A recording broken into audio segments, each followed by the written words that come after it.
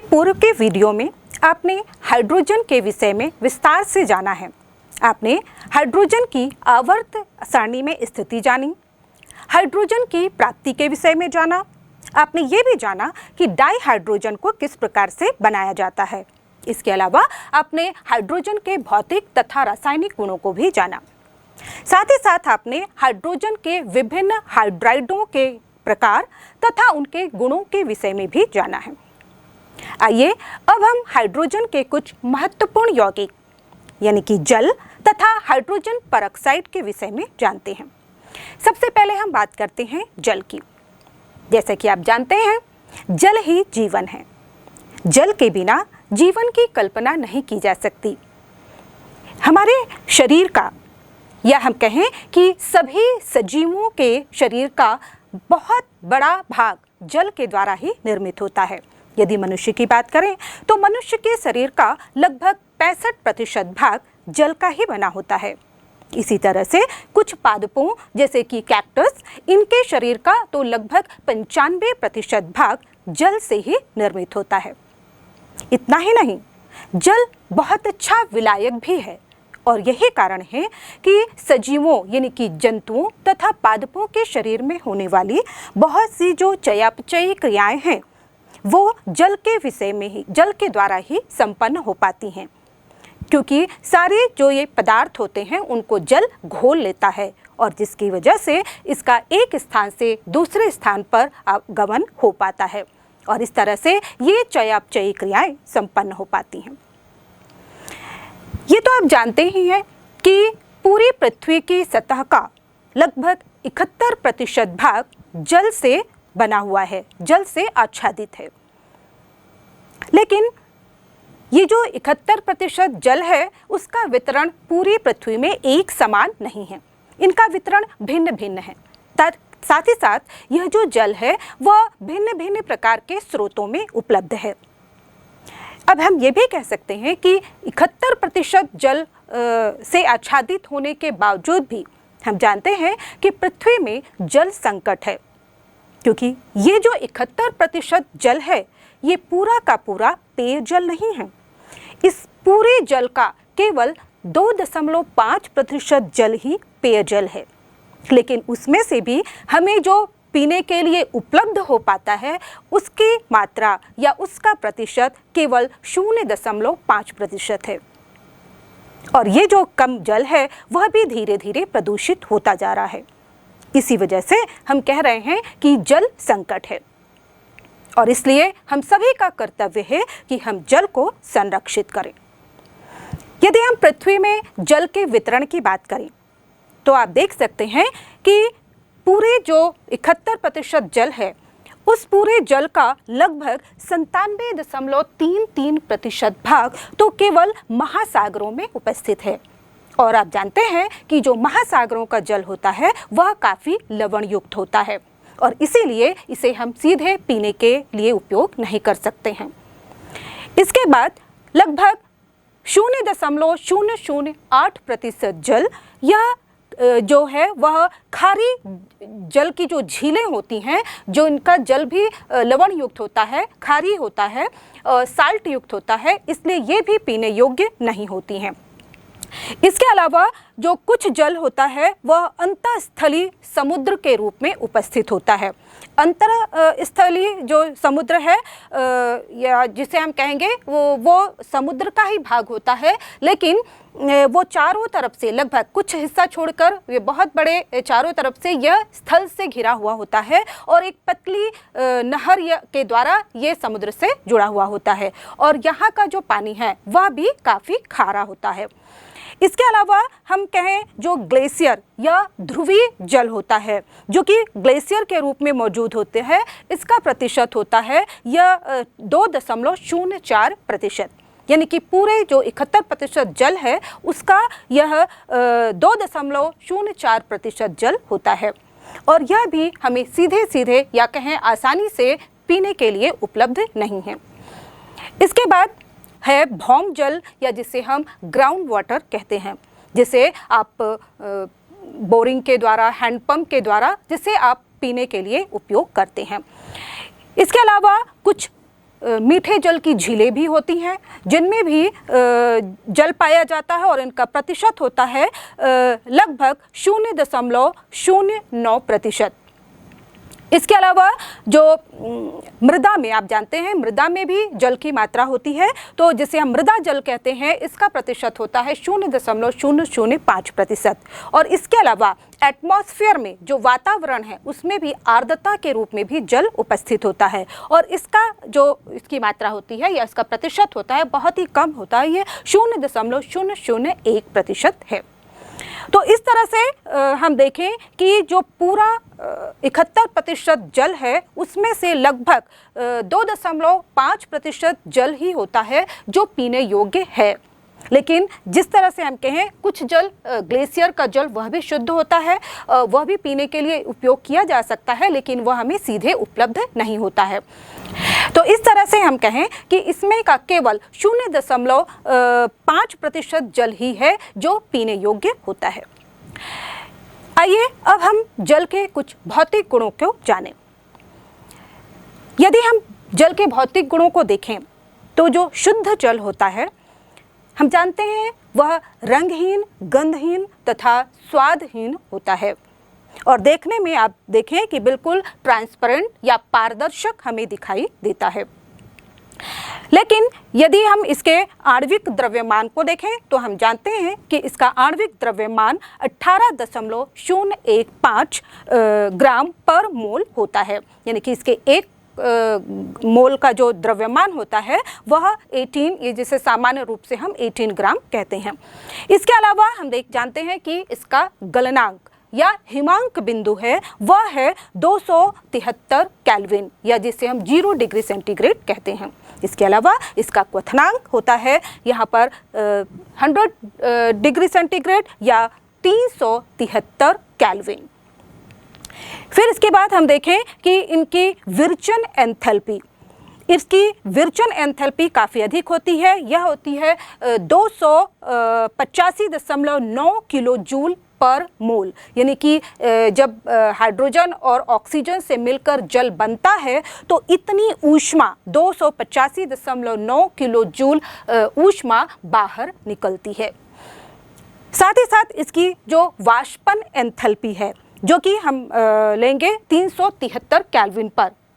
373 kelvin पर इसकी जो वाष्पन एंथैल्पी है वह 40.66 किलो जूल पर मोल होती है। इसी तरह से इनकी संलयन एंथैल्पी, इसका मान भी आप देखें अधिक होता है या फ्यूजन एंथैल्पी जिसे हम कहते हैं, यह होता है 6.01 किलो जूल पर मोल।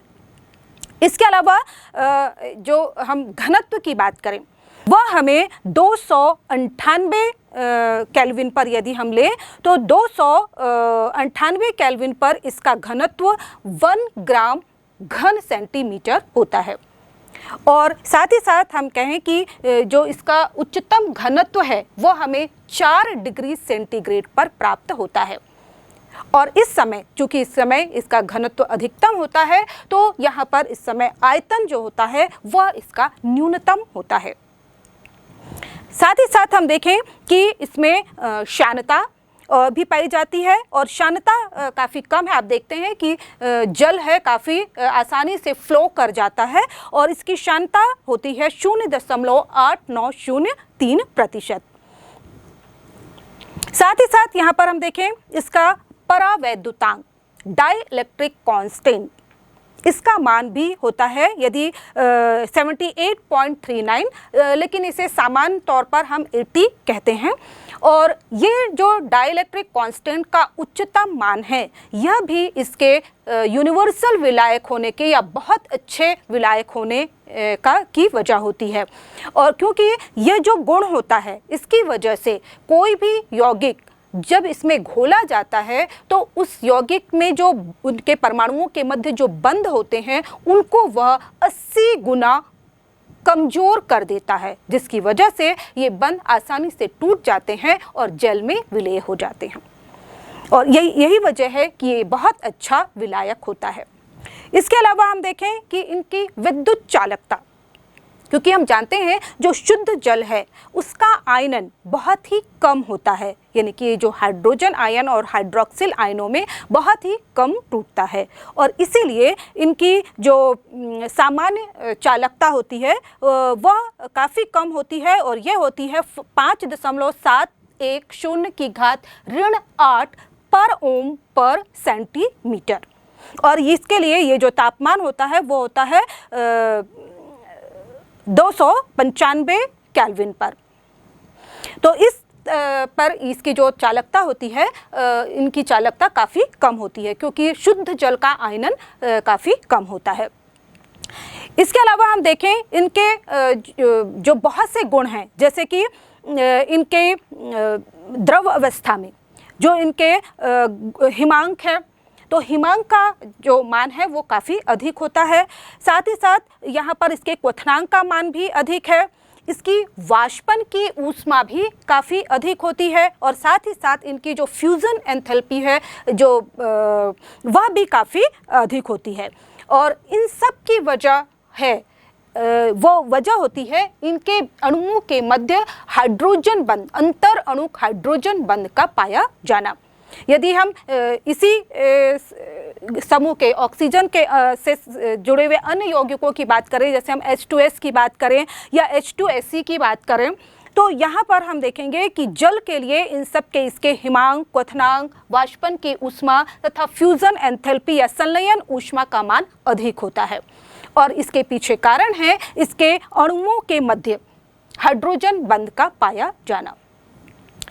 इसके अलावा भी जब हम अन्य यौगिकों के समान अणुभार वाले यौगिकों से या अन्य द्रवों से इसकी तुलना करते हैं, तो हमें कुछ गुण, जैसे कि विशिष्ट ऊष्मा, इसकी विशिष्ट ऊष्मा काफ़ी अधिक होती है। साथ ही साथ इनकी जो तापीय चालकता होती है वह भी काफ़ी उच्च होती है। इसके पृष्ठ तनाव का मान भी काफ़ी उच्च होता है, और साथ ही साथ इसकी जो द्विध्रुव आघूर्ण का मान है वह भी अधिक होता है, और जैसे कि मैंने पहले बताया इनके डाइलेक्ट्रिक कांस्टेंट यानी कि परावैद्युतांक का मान भी बहुत अधिक होता है। और इन विशेष मानों की वजह से, इन विशेष गुणों की वजह से ही जो जल है वह अन्य द्रवों की तुलना में अधिक महत्वपूर्ण होता है। हम जानते हैं कि जो जल की उच्च वाष्पन ऊष्मा होती है, साथ ही साथ इसकी जो उच्च ऊष्माधारिता होती है, इसकी वजह से जब सूर्य से आने वाले जो हीट है, ऊष्मा को है, ये बहुत अधिक ऊष्मा जब ग्रहण कर लेता है उसके बाद भी इसके तापमान में बहुत ज़्यादा वृद्धि नहीं होती है। यदि हम लैंड, स्थल और जल की बात करें, यदि हम नदी के किनारे पर देखें तो वहाँ पर भूमि जो होती है वह सूर्य की ताप लेकर बहुत जल्दी गर्म हो जाती है, जबकि जो जल है वह उसके कंपेयर में काफ़ी देर बाद गर्म होता है, क्योंकि इसकी ऊष्माधारिता अधिक है। इसके एक निश्चित आयतन के तापमान को बढ़ाने के लिए हमें अधिक हीट उसको देनी पड़ती है। यही वजह है कि ये बहुत अधिक हीट को एब्जॉर्ब कर लेता है और उससे उसका तापमान उतना नहीं बढ़ पाता। और यही वजह है कि यह जो जलवायु या वातावरण के तापमान को सामान्य बनाए रखने के लिए आवश्यक होता है, क्योंकि जो भूमि है बहुत जल्दी गर्म भी हो जाती है और बहुत जल्दी ठंडी भी हो जाती है, जबकि जल जो है वह देर से गर्म होता है और ठंडा भी देर से ही होता है। और इसकी वजह है कि यह जलवायु या तापमान को सामान्य बनाए रखता है। साथ ही साथ हमारे शरीर के तापमान को भी सामान्य रखने में इसका योगदान है। इसके अलावा हम देखें कि जंतुओं तथा पादपों में होने वाली बहुत सी जो उपापचयी क्रियाएं हैं उनके लिए ये बहुत अच्छा विलायक होता है, और इसके लिए यह सजीवों के लिए काफ़ी महत्वपूर्ण होता है। यहाँ पर हम बता दें कि जो जल है वह ध्रुवीय अणुओं के साथ हाइड्रोजन बंध बनाता है, जिसमें भी, क्योंकि जल एक ध्रुवीय अणु है, हम जानेंगे कि जो जल है उसमें ऑक्सीजन पर नेगेटिव चार्ज होता है और हाइड्रोजन पर पॉजिटिव चार्ज होता है। यदि हम ऑक्सीजन और हाइड्रोजन के इलेक्ट्रोनेगेटिविटी की तुलना करें तो ऑक्सीजन बहुत अधिक इलेक्ट्रोनेगेटिव होता है। इसकी जो ऋण विद्युतता होती है वह फ्लोरीन के बाद दूसरे नंबर पर होती है और इसीलिए यह जो हाइड्रोजन ऑक्सीजन के बीच के इलेक्ट्रॉन जोड़ों को अपनी ओर खींच लेता है, जिसकी वजह से ये जो संरचना है, जल की संरचना है, यह काफ़ी ध्रुवीय हो जाती है। और चूंकि यह ध्रुवीय है इसलिए यह ध्रुवीय अणुओं के साथ बंध बनाता है और इसकी वजह से आयनिक कंपाउंड तो इसमें घुल ही जाते हैं, क्योंकि आयनिक यौगिक, क्योंकि इसका परावैद्युतांक का मान अधिक होता है, इसलिए जैसे ही कोई आयनिक यौगिक इसमें विलय किया जाता है, घोला जाता है, तो आयनिक यौगिक तुरंत अपने आयनों में टूट जाते हैं। लेकिन जो सहसंयोजक यौगिक होते हैं वो भी इनके साथ हाइड्रोजन बंध बनाने की वजह से आसानी से घुल जाते हैं, जैसे कि हम जानते हैं अल्कोहल, ग्लिसरॉल तथा कुछ कार्बोहाइड्रेट भी, जैसे आपने देखा होगा कि ग्लूकोज है, शर्करा है, ये बड़ी आसानी से जल में घुल जाते हैं, जबकि ये कार्बनिक कंपाउंड है, यानी कि इनके परमाणुओं के मध्य सहसंयोजक बंध पाया जाता है। तो यही कारण है कि जल एक उत्तम विलायक है। यह आयनिक कंपाउंड, ध्रुवीय कंपाउंड को तो अपने में घोल ही लेता है, ऐसे अध्रुवीय कंपाउंड को भी अपने में घोल लेता है जो कि इसके साथ हाइड्रोजन बंध बनाते हैं। तो इस तरह से हम देखें कि ये जल के ये सारे गुण हैं जो जल को महत्वपूर्ण बनाते हैं। आइए अब हम जानते हैं जल की संरचना। गैसीय प्रावस्था में जो जल की संरचना होती है, क्योंकि गैसीय प्रावस्था में जल के अणु अलग अलग होते हैं, इस समय इनकी जो संरचना होती है वो बैंड या बंकित होती है, क्योंकि हम जानते हैं कि इसमें जो इसके अणु हैं वो बिल्कुल एक दूसरे से अलग अलग होते हैं। यदि हम इसकी संरचना देखें तो आप देखेंगे कि जो जल की संरचना है उसमें ऑक्सीजन है तथा इससे जुड़े हुए 2 हाइड्रोजन हैं, तथा क्योंकि इसमें जो संकरण होता है वह sp3 प्रकार का होता है, इसलिए जल की ज्यामिति जो है वह चतुष्फलकी होती है। लेकिन यहाँ पर 2 ही बंध ये इसके बनते हैं, जो अतिव्यापन होता है वह 2 ही हाइड्रोजन के साथ होता है, जबकि इसके जो 2 जोड़े लोन पेयर हैं ये बंध बनाने में भाग नहीं लेते हैं और इसकी वजह से इसकी जो संरचना होती है वह चतुष्फलकी नहीं होती, बल्कि यह बैंड वी शेप या जिसे हम बंकित कहते हैं वैसी हो जाती है। और साथ ही साथ हम देखें कि यहाँ पर जो हाइड्रोजन ऑक्सीजन हाइड्रोजन के बीच जो आबंध कोण है उसका मान हो जाता है 104.5 डिग्री का, क्योंकि यहाँ पर ऊपर 2 लोन पेयर उपस्थित होते हैं और हमने जाना है VSEPR थ्योरी में कि जो लोन पेयर है और जो बॉन्ड पेयर है उनके बीच तो रिपल्सन होता ही है, लोन पेयर के बीच बहुत अधिक रिपल्सन होता है। तो यहाँ पर 2 लोन पेयर के बीच रिपल्सन है, इसकी वजह से जो नीचे वाले जो बंध होते हैं वो और नीचे की तरफ झुक जाते हैं और इस तरह से इसकी संरचना वी शेप्ड हो जाती है। साथ ही साथ हम यहाँ पर देखें, चूँकि ऑक्सीजन बहुत ज़्यादा इलेक्ट्रोनेगेटिव होता है इसलिए इस पर कुछ ऋणावेश होता है, जबकि जो दोनों हाइड्रोजन हैं उन पर धनावेश पाया जाता है और यही वजह है कि ये जो जल का अणु है वो बहुत अधिक ध्रुवीय होता है। जैसे कि आप जानते हैं कि जल तीनों अवस्थाओं में पाया जाता है, यानी कि गैस, द्रव तथा ठोस। और जल का जो ठोस रूप है वह होता है बर्फ और यह एक क्रिस्टलीय संरचना रखता है। क्रिस्टलीय ठोस वे ठोस होते हैं जिनकी एक निश्चित ज्यामितीय संरचना होती है, लेकिन जो बर्फ की संरचना है वह क्रिस्टलीय तो होती है लेकिन एक निश्चित संरचना इसकी नहीं होती है। अलग अलग दाब तथा अलग अलग ताप की कंडीशन में यह भिन्न भिन्न क्रिस्टलीय संरचनाओं में पाया जाता है। जैसे कि सामान्य वायुमंडलीय दाब पर इसकी जो क्रिस्टलीय संरचना होती है, इसमें जो इसका क्रिस्टलीय लैटिस होता है वह HCP के रूप में पाया जाता है, या जिसे हम कहते हैं षटकोणीय रूप, या जिसे हम कहते हैं हेक्सागोनल क्लोज पैकिंग, ये इसकी लैटिस की संरचना होती है। दूसरी ओर यदि तापमान न्यून कर दिया जाए तो यह क्यूबिक क्लोज पैकिंग CCP संरचना प्राप्त कर लेता है।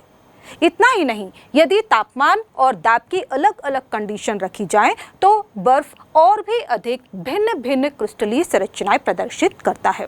इसके अलावा आपने देखा होगा कि यदि हम बर्फ के टुकड़े को जल के ऊपर रखें तो यह जल के ऊपर तैरता है, क्योंकि इसका घनत्व जल की तुलना में कम होता है और इस गुण का भी जैव मंडल में बहुत अधिक महत्व है, क्योंकि हम जानते हैं जब ठंड के दिनों में जो ठंडे प्रदेशों की झीलें होती हैं, उनकी जो ऊपरी सतह का जल होता है, जब वह जम जाता है तो यह जल के ऊपर ही तैरता रहता है और इस तरह यह अंदर वाले जल के लिए एक ऊष्मारोधी परत के रूप में कार्य करता है और इस तरह से ना तो बाहर का जो कम तापमान है या कम ऊष्मा है वह उसकी वजह से अंदर का तापमान कम नहीं हो पाता और साथ ही साथ जो अंदर जितनी ऊष्मा है वह बाहर भी नहीं जा पाती और इसलिए जो अंदर का तापमान है वह अधिक बना रहता है और यही वजह है कि जो जल है अंदर का जम नहीं पाता, वो द्रव अवस्था में ही रहता है, पानी के रूप में ही रहता है और इसलिए उसमें रहने वाले जलीय जीव आसानी से अपना जीवन यापन कर पाते हैं और इस तरह से जो अति माइनस से भी कम जो न्यूनतम तापमान होते हैं उसमें ये अपना जीवन चला पाते हैं। अब यहाँ पर हम देखते हैं बर्फ की संरचना। तो यहाँ पर हम बता दें क्योंकि बर्फ की जो संरचना है वह त्रिविम होती है, 3D स्ट्रक्चर इसका होता है और यह क्रिस्टलीय ठोस के रूप में पाया जाता है।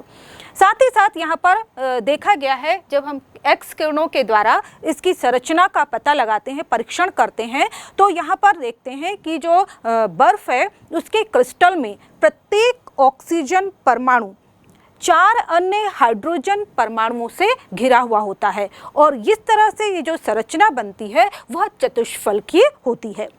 और इस तरह यहाँ पर आप देख सकते हैं कि ये जो चतुष्फलकीय संरचना बन रही है जिसमें कि एक ऑक्सीजन 4 हाइड्रोजन से घिरा हुआ है, उसमें ऑक्सीजन से जुड़े हुए जो 2 हाइड्रोजन हैं वो तो सिग्मा बंध के द्वारा जुड़े होते हैं, जबकि बाकी के 2 हाइड्रोजन हैं वे दूसरे जल के अणुओं से हाइड्रोजन बंध के द्वारा जुड़े होते हैं और इस तरह से प्रत्येक ऑक्सीजन 4 हाइड्रोजन से चतुष्फलकीय रूप से घिरा हुआ होता है।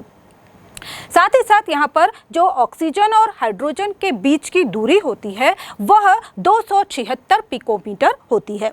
साथ ही साथ यहाँ पर ये जो संरचना बनकर तैयार होती है या जो हम कहें हाइड्रोजन बंध के कारण जो संरचना तैयार होती है वो काफ़ी वृहद छिद्र युक्त या खुली संरचना होती है या हम कहें एक पिंजरे के समान संरचना बनकर तैयार होती है, जिसमें आयतन तो अधिक होता है लेकिन अंदर रिक्त स्थान होने की वजह से इसका घनत्व कम होता है। यदि हम जल तथा बर्फ दोनों की संरचना की तुलना करें तो हम देखेंगे कि जल जो कि द्रव अवस्था में है उसमें भी जल के अणुओं के मध्य पर्याप्त हाइड्रोजन बंध पाया जाता है, लेकिन इनकी जो इनकी स्थिति होती है पास पास होती है, ये सघन होते हैं और इसीलिए इनका घनत्व अधिक होता है। जबकि जो बर्फ है उसकी संरचना में हम देखें कि ये षटकोणीय रूप से व्यवस्थित होते हैं और यहाँ पर जो इसकी जो संरचना है उसके बीच पिंजरे नमा जो संरचना होती है उसमें आयतन अधिक होता है और बीच में रिक्त स्थान की वजह से इनमें इनका घनत्व कम पाया जाता है और यही वजह है कि बर्फ जल के ऊपर आसानी से तैरते हैं।